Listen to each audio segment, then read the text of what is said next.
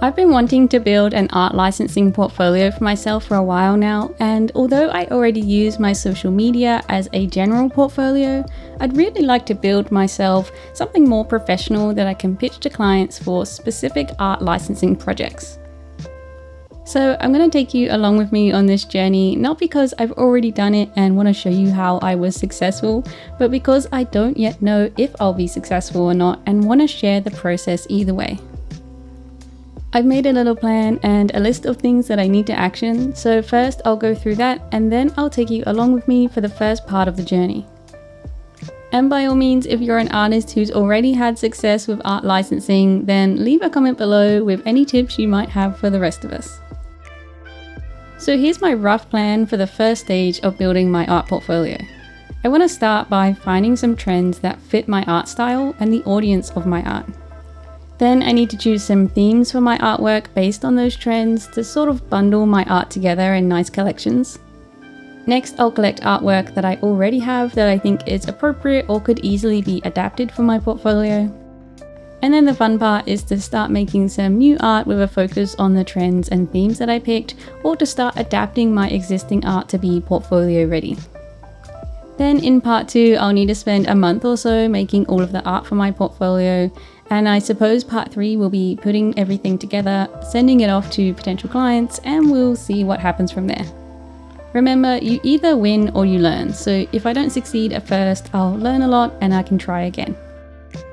So first I need to understand the trends that appeal to my audience, and for that I need to narrow down who my audience is and where they're shopping.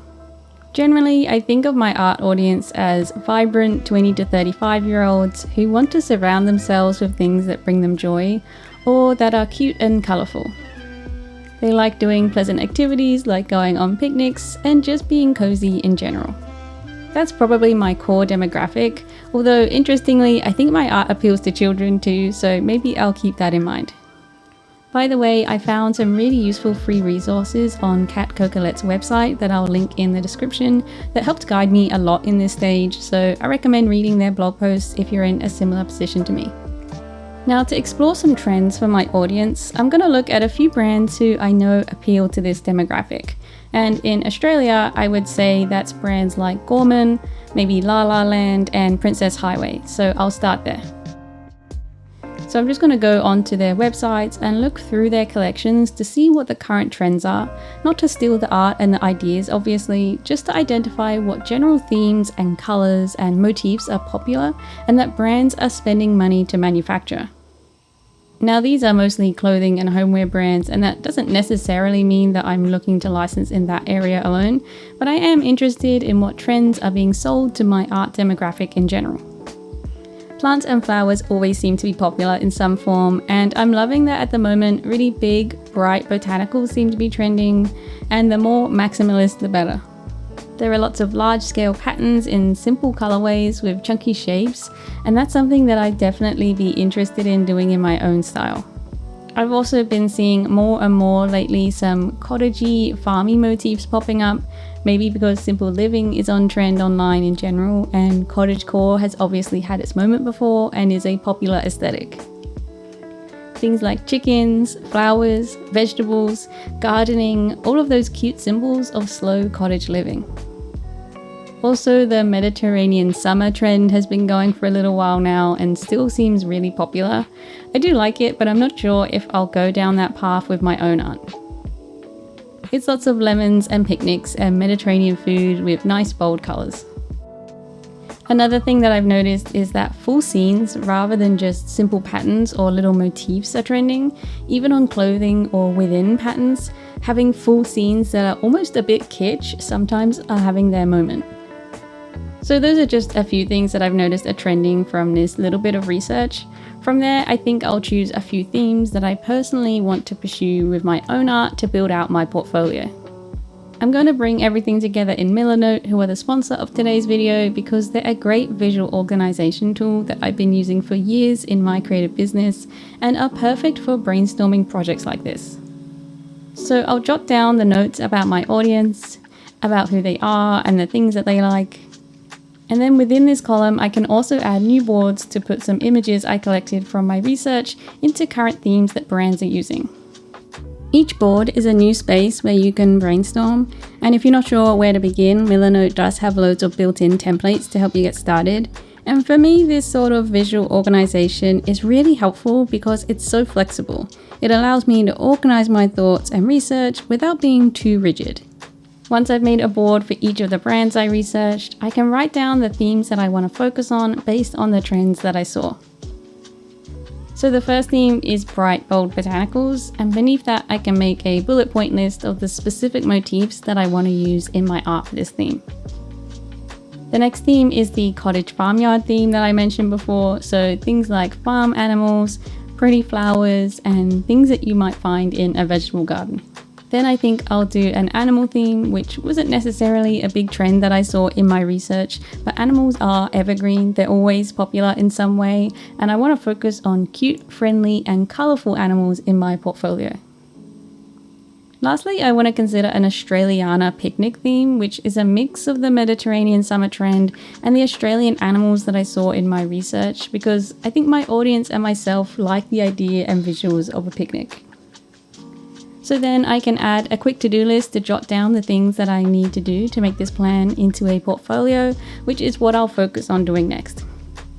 Milanote is a great planning tool for artists that I personally really enjoy using for my art projects. You can add color swatches, images, sketches, to-do lists, all sorts of elements to help you brainstorm your next project. If you'd like to try it out, you can use Milanote for free with no time limit by signing up using the link in my description. So now that I have some research done and a bit of a plan in place, I can start collecting some artwork within these themes. I have a folder on my computer where I keep all of the art that I've made over the last few years, excluding commissions and picture book work, so this is the perfect place to look over everything in one place. I want to focus on fairly recent art because I want it to reflect my current style, but even some of the art that's a couple of years old could probably just be updated a little bit to make it feel current, or just used as inspiration for something new, so I'm going to collect anything that feels relevant and put it into another folder. I have lots of animal art, so I'll start there and just pick out anything that I think feels joyful or cozy or that might make a nice little collection. I think the little critters sitting in the middle of flowers could make for a sweet collection, and I could easily expand on that to include lots of different bugs and tiny animals, so I'll definitely hold on to those. And these simple cozy scenes could be a really nice fit too. So I'll just paste those into a different folder that I can easily reference later. I'll do the same thing for all 4 of my themes, collecting any relevant artwork that I already have that I could use as is, refresh, or take some inspiration from, until I have 4 folders of artwork. For the Australiana picnic theme, I already have a few Australian animals that I've drawn. Some of these are from way back in 2020, which is why they look so much simpler, but I still think they're nice. And I thought that I could use some of these other themes as inspiration, but maybe swap out the animals. I have a few things for the bold botanicals theme, but I see them as being more of a pattern in my portfolio, and I don't have many of those yet. This one is more the style that I'll be aiming for, I think, but I could also make patterns out of some of the flowers in these other illustrations too. And then for the cottage farmyard theme, I actually do have a few farm animals drawn, which is great, and I might also focus on the cottage aesthetic in general, which I've drawn quite a lot of in the past. I don't think I'll build out all 4 of these themes into sections for a portfolio, at least not all at once. I think I should just focus on a couple of them to begin with and see how I go. I'll start with the ones that are easiest for me to draw, which are bold botanicals and colourful animals, but I need to make sure that I make them feel really uniquely my own because it's something that a lot of artists draw and I need to make sure that I stand out. So let's start making some art. I'm starting with these cute ducks because I'm pretty happy with the art as it is. I just want to expand it to fit an 8x10 canvas so that I can present it on prints or cards in my portfolio. I went through a stage of drawing a lot of my art in circular frames because I preferred it to full frame art, and it made everything feel really consistent on my Instagram profile, but I think for art licensing it's better to have the full frame option. This can be my main piece of art in this theme, but I'm going to make a pattern out of it as well, because you often see in portfolios collections around a theme that all go together really nicely and have overlapping elements, so I want to be able to present a few options of the same artwork theme altogether.